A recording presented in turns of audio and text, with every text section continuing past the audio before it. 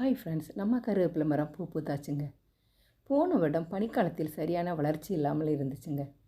Homemade fertiliser விட்ட பிறகு செடி நல்லாகவே வளர ஆரம்பிச்சுங்க. பார்த்திங்களா எவ்வளவு கருவேப்பிலை இருக்குதுன்னு. மேலே பறிக்க தான் கொஞ்சம் கஷ்டமாக இருக்குது. அதுக்கு என்ன, கீழேயும் கருவேப்பிலை இருக்குது, ஃப்ரெஷ்ஷாக இருக்குல்ல. கருவேப்பிலை அயன் சத்து அதிகமாக இருக்குது. கருவேப்பிலை எவ்வளவு நமக்கு யூஸ் ஆகுன்னு எல்லோருக்குமே தெரியும்.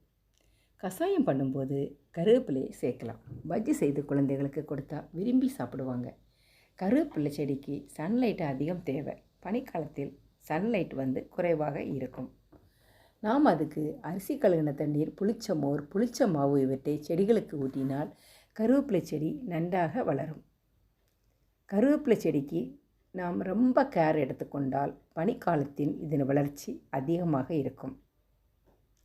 கருவேப்பிலை மரத்தின் பழத்தை 80s 90s கிட்ஸுங்க அவ்வளவு ஈஸியாக மறந்திருக்க முடியாது. ரசித்து சாப்பிட்டதை நீங்கள் சாப்பிட்ருக்கீங்களா ஃப்ரெண்ட்ஸ்? கமெண்ட் பண்ணுங்கள்.